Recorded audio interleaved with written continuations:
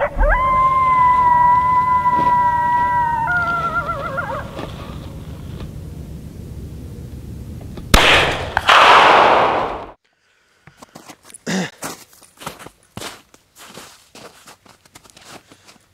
tout le monde, Francis Robidoux de Norton Hauler's Brigade. J'avais déjà fait une vidéo sur les cowls il y a de ça quelques saisons, ça s'appelait Coyoterie 101. Puis depuis ce temps-là, ça fait plusieurs qui me redemandent d'en faire un avec un peu plus de séquences de howl, puis expliquer vraiment chaque son quand le faire. Fait que ça a été long, ça fait longtemps que je vous dis que je vais le faire, puis finalement c'est aujourd'hui que ça se fait, désolé du délai. Je vais faire un survol rapide des cris de détresse, la différence entre les cowls puis tout ça pour ceux qui n'auraient pas vu l'autre vidéo. Puis on va vraiment se concentrer sur quand utiliser tel et tel son pour le coyote. Ça se peut que je me mélange des fois puis que je bafouille un peu, mais je vais essayer de faire ça one take pour sauver de la job à mon chum Paul sur le montage. Fait que pardonnez-moi mes erreurs s'il y en a. Premièrement, une question qui revient souvent sur les appos, ça vaut-il la peine de payer 50, 60, 70, 80$ pour un appôt à coyote?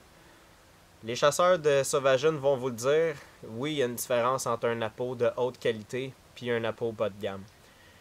Si vous commencez à caller, vous ne verrez pas la différence. Si vous êtes un calleur qui est habitué, vous allez le voir. Avec des appos de qualité, on n'utilise pas les mêmes matériaux, fait que le son n'est pas retenu de la même manière dans le call. Souvent, les appos sont faits one piece au lieu d'être moulés. Ça garoche mieux le son, on va avoir un son plus rauque, plus réaliste. Fait que si vous commencez, vous n'êtes pas sûr d'aimer ça, c'est sûr qu'un appôt de détresse à 10$ va faire la job. Vous allez en tirer des coyotes, c'est pas un problème. Si vous pensez être un maniaque et vous voulez vraiment vous lancer là-dedans, investissez tout de suite dans des appos de qualité. Particulièrement si vous pensez utiliser les vocalises de coyote, c'est là que ça devient vraiment important d'avoir des bons calls sur lesquels on peut se fier. Parce qu'on va souffler des volumes d'air beaucoup plus importants que dans un appôt de détresse. C'est important d'avoir un call qui est capable de nous suivre et qui ne va pas faire coller le reed. La plupart des compagnies d'appos à prédateurs aussi utilisent des reeds d'outarde pour faire des calls à coyote.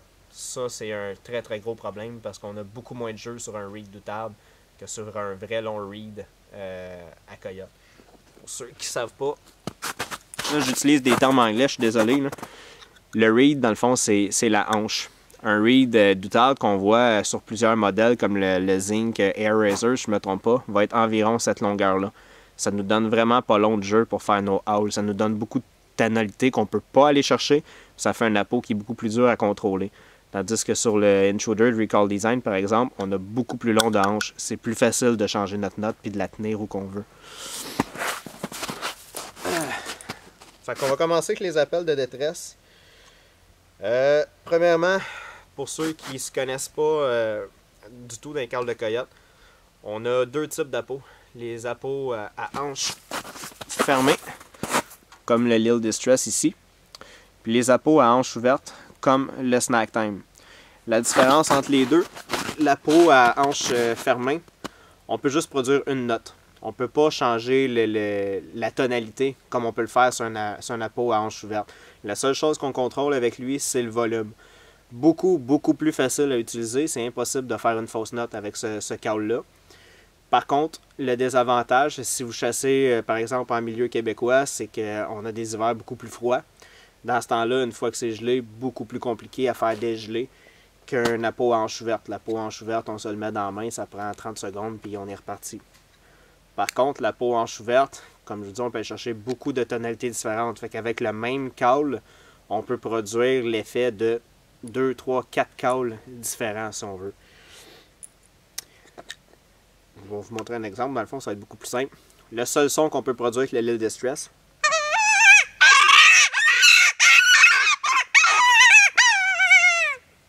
je peux changer mon volume, je peux pas changer ma note. Avec le Snack Time, on peut commencer avec un gros Jackrabbit.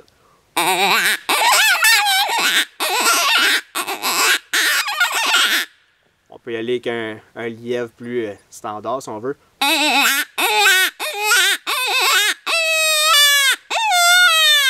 Puis on peut y aller avec le Cottontail.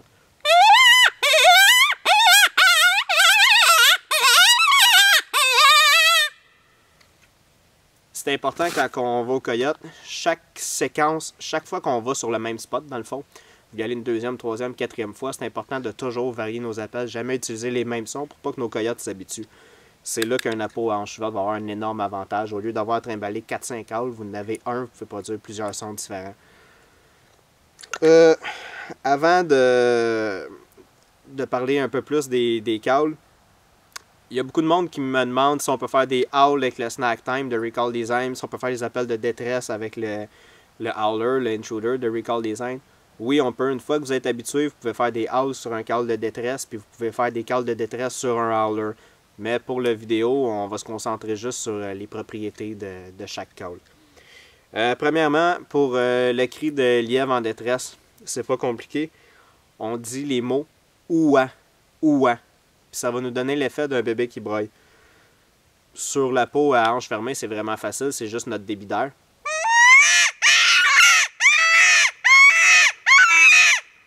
À ça, on va ajouter beaucoup de treble, qu'on va dire, de la vibration.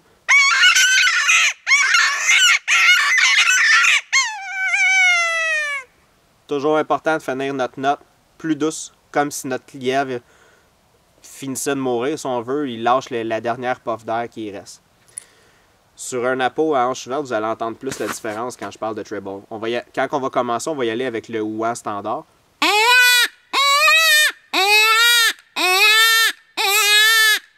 Si vous faites juste ça, vous ne ferez pas venir de coyote ou rarement. Il faut vraiment ajouter, changer la tonalité.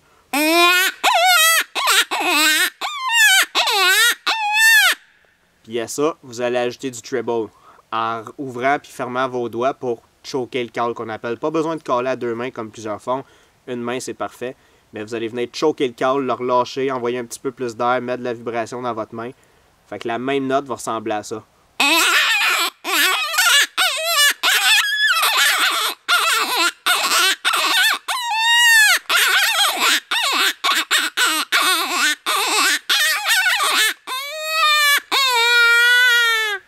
Ça fait beaucoup plus réaliste. Pour une séquence de lièvre en détresse, d'appel de détresse, règle générale, j'aime utiliser ce que j'appelle la règle du 24. Un 20 à 30 secondes de call pour un 3-4 minutes de pause. Ça fait en sorte que votre coyote va être attiré par l'appel parce que vous ne laissez pas trop de temps mort entre vos calls, fait que ça le garde allumé.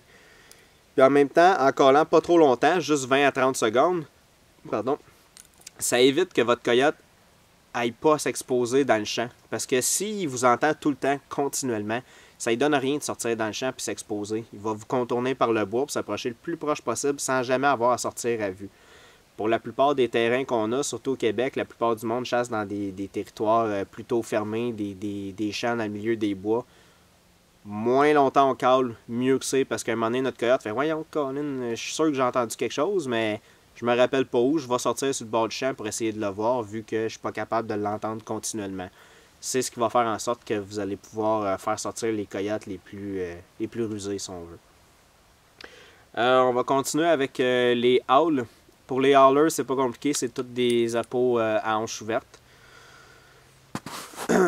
Pour un howler, on va commencer avec la note que vous allez jumeler à pratiquement tous vos appels, qui est le bark.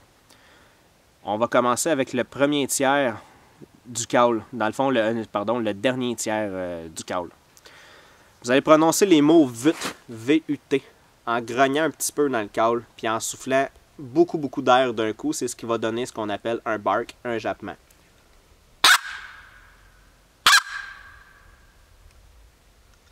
Vous allez utiliser vos lèvres, pas vos dents. Il y en a qui ont de la misère à utiliser leurs lèvres. Des fois, ça vibre, ça les fatigue. Vous pouvez vous servir de vos dents. Par contre, avec les lèvres, c'est plus facile de contrôler la tonalité quand on va commencer à se promener sur le call.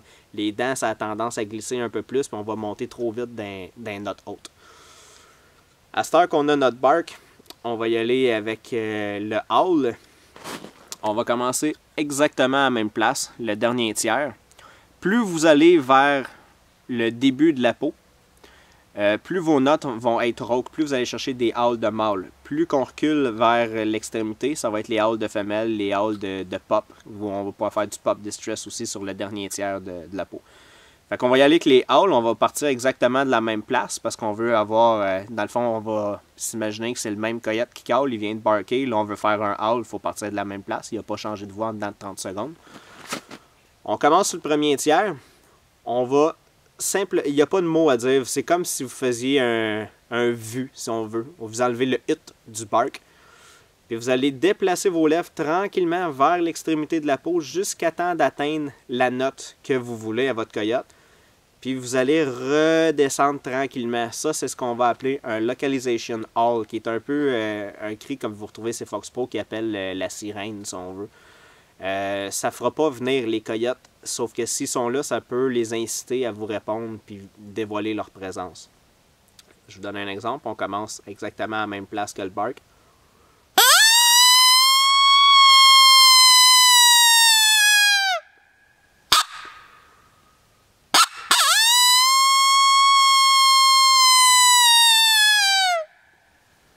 Vous vous servez de votre main pour venir étouffer votre note à la fin. C'est ça qui vient finir la note puis donner le petit côté réaliste. Une deuxième vocalise que le coyote utilise beaucoup, c'est celle que vous allez vous servir le plus, particulièrement au mois de février, quand on est dans le pic de la saison des amours qu'on appelle, puis que les coyotes répondent moins aux appels de détresse. Ça, j'ai oublié de le dire tantôt, les appels de détresse. Pardon. Surtout bon en début de saison. Au mois de janvier, décembre, janvier, quand il commence à avoir une bonne accumulation de neige, les coyotes commencent à manquer de bouffe. C'est là que les appels de détresse sont le meilleur.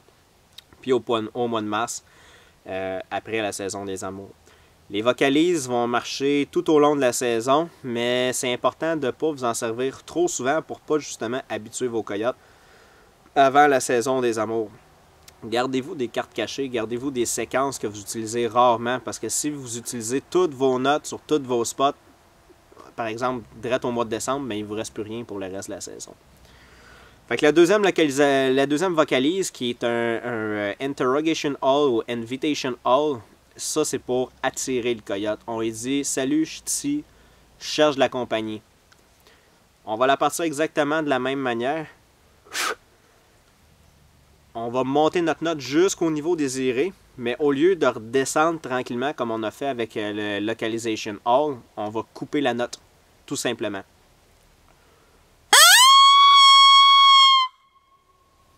That's it. Pas plus que ça. On la redescend pas plus. Vous jumelez un ou deux barks avec ça.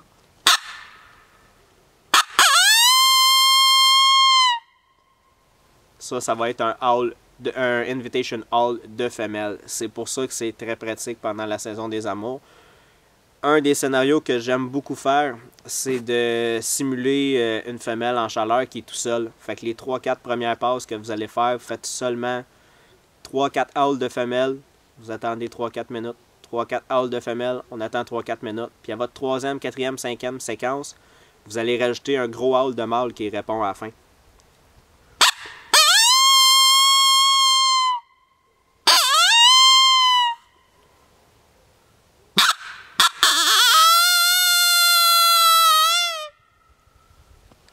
Là, on vient de simuler qu'il y a un mâle qui vient d'arriver sur le territoire, puis que lui, il s'en va voir la femelle qui est prête à s'accoupler. Les plus gros coyotes que j'ai tués, c'est avec ce genre de séquence-là, parce que souvent, on va chercher le mâle alpha du territoire. Lui, il dit « Hey, c'est mes femelles, ôte-toi de là ». Le son qu'on va mélanger beaucoup aussi avec ce type de scénario. Là, vous me voyez souffler dans mon cœur une couple de fois. Là. Ça, souvent, c'est parce que la salive s'accumule. Fait que soufflez à l'autre extrémité du cœur, sortez la salive, ça vous aide à garder vos notes mieux calibrées. C'est un son qu'en anglais, on appelle le bitch talk, qui est vraiment le son que la femelle va produire quand elle est prête à s'accoupler. C'est une série de petits yips très très fins. Elle va en faire 4, 5, 6 à 2-3 reprises, puis c'est tout. Fait que vous pouvez faire ce qu'on appelle le bitch talk. À la fin, rajouter un long howl. Vous faites ça, 3-4 minutes de pause, on refait la même affaire, puis éventuellement, vous rajoutez votre howl de mâle à travers ça. Le bitch talk, ça ressemble à ça. On va commencer sur le dernier tiers de la peau. Puis on va tout simplement glisser nos lèvres jusqu'à l'extrémité, jusqu'à temps que le son coupe de lui-même.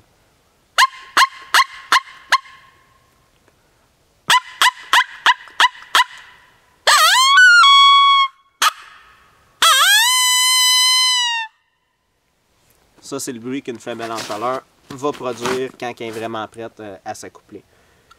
Le yip que vous avez entendu, que je viens de vous montrer à produire, dans le fond, c'est un son que vous allez aussi mélanger avec les autres vocalises quand que souvent des jeunes coyotes, des pops qui vont apprendre à chasser, puis ils vont être bien excités quand ils réussissent à pogner leur première proie ou qu'ils sont juste en train de courir après leur première proie. Ils vont faire beaucoup de yip, ils vont jouer ensemble, ils vont se japper après. Fait que c'est des sons que vous pouvez mélanger, toute la gang ensemble. Le yip, ça se rajoute super bien à travers les autres vocalises.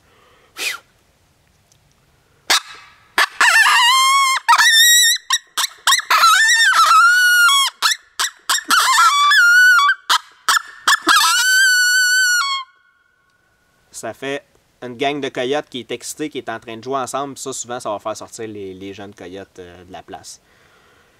Un autre vocalise qui va être très pratique, surtout une fois que vous venez de tirer. Vous en avez sûrement déjà entendu parler, c'est le Pop Distress. Le Pop Distress, ça devrait être votre carte cachée. Vous ne devriez pas avoir à l'utiliser, à moins que le coyote soit là et qu'il ne veuille vraiment pas sortir.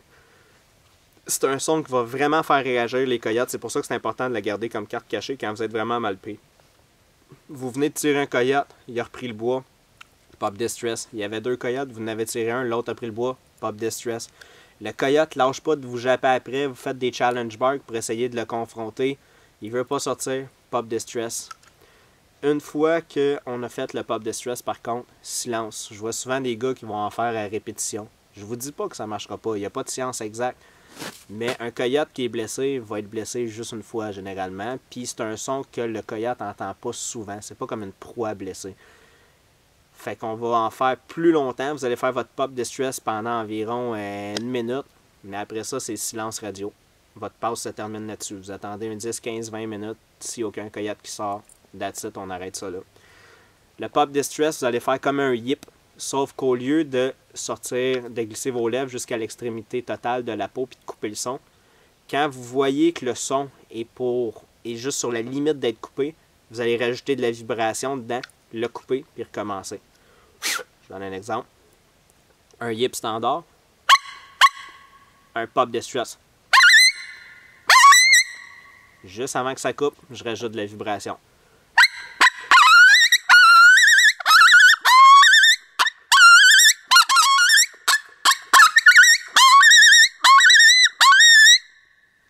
Faites ça pendant environ 1 minute.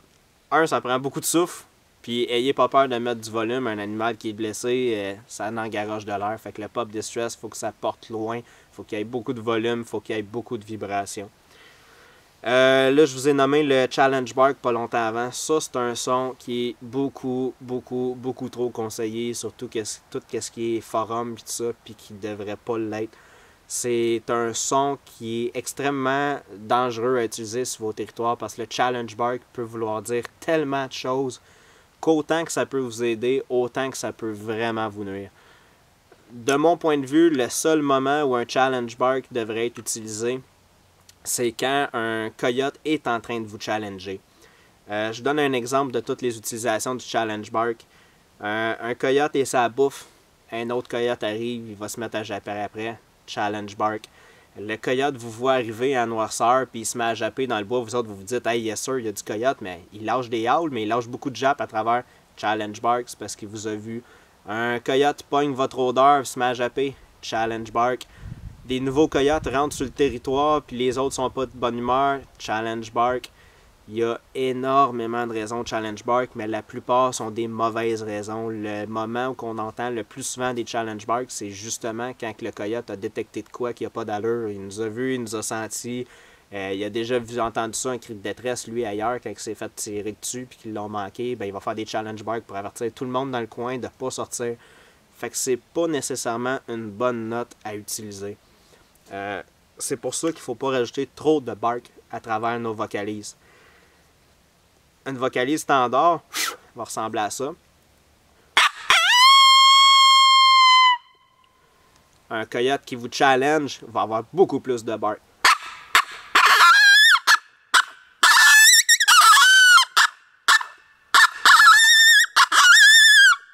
Ça, c'est un challenge bark.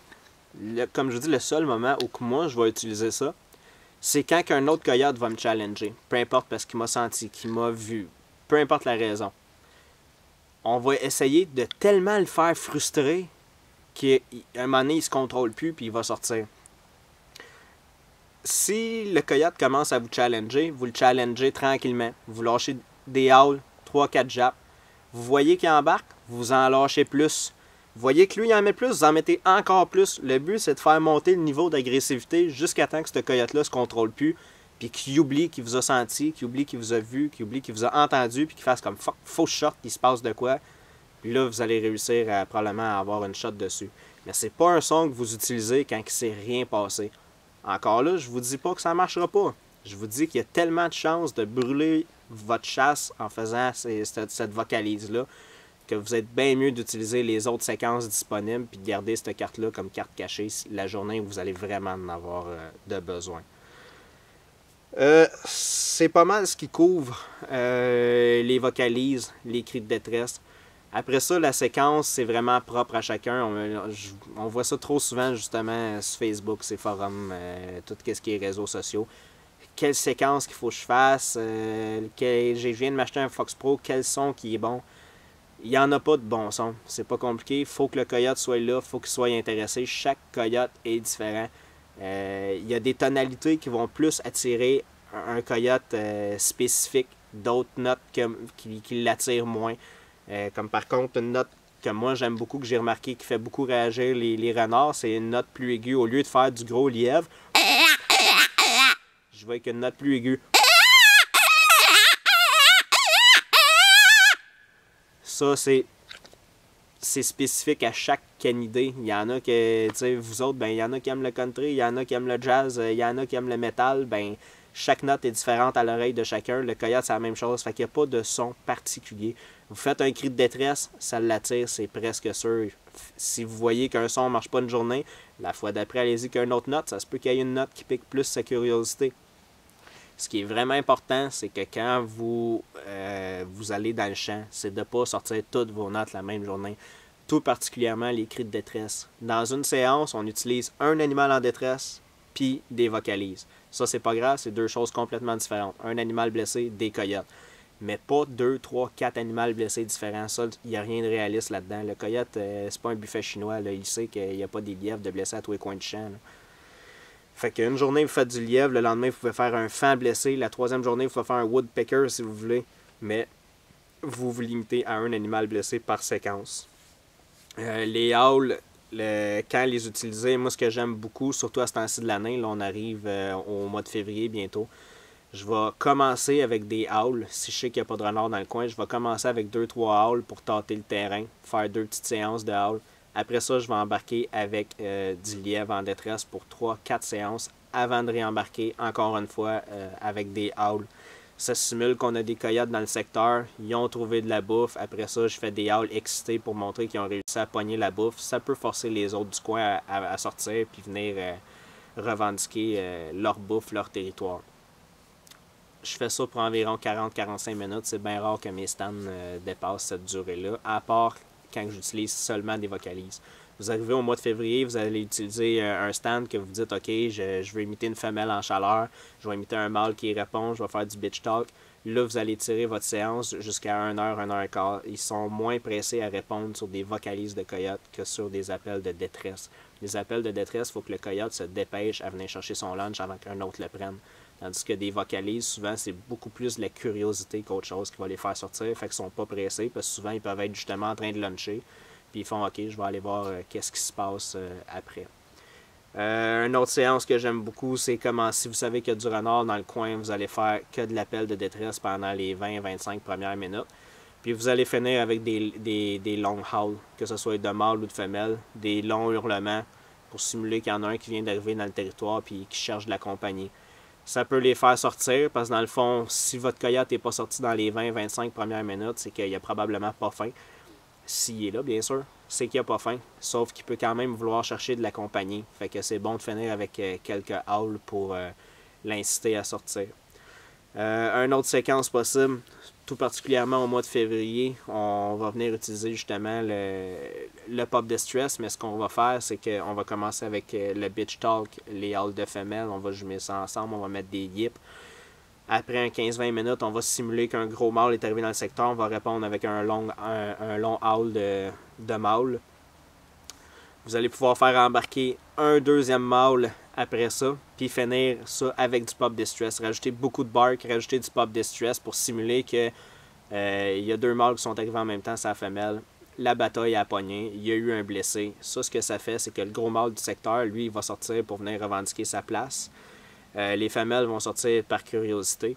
Puis les jeunes mâles, eux autres, vont sortir pour voir est où ma place dans la hiérarchie. Je suis rendu où, c'est qui le boss, c'est qui le subordonné. Fait que dans le fond, je vais vous montrer ce que ça va avoir là un coup que la bataille pogne. Vous savez déjà faire les howls de femelles, vous savez faire le bitch talk, vous savez répondre avec un gros mâle. Mais quand que la bataille pogne, ça peut ressembler à ça.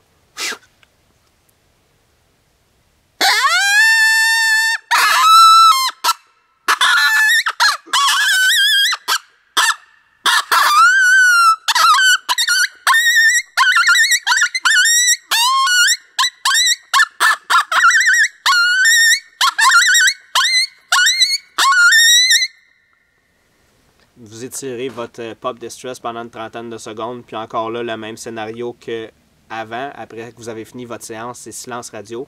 Sauf que dans ce cas-là, quand vous finissez le Pop Distress, vous pouvez lâcher un ou deux longs howls de mâle pour simuler que celui qui a gagné, ben, il fait son fanfaron un peu, lâche deux gros cris. Après ça, silence radio, c'est fini. Le gros, il a sa femelle, celui qui a mangé à voler s'en va. On va garder ça silence un 10, 15, 20 minutes. On va attendre de voir s'il y a de quoi dans le secteur qui sort. Fait que c'est pas mal ce qui fait le tour des vocalises qu'on peut utiliser qui vont vraiment être efficaces. Des appels de détresse, la différence un peu entre les calls. J'espère avoir répondu à la majorité de vos questions puis aux séquences que vous pouvez utiliser.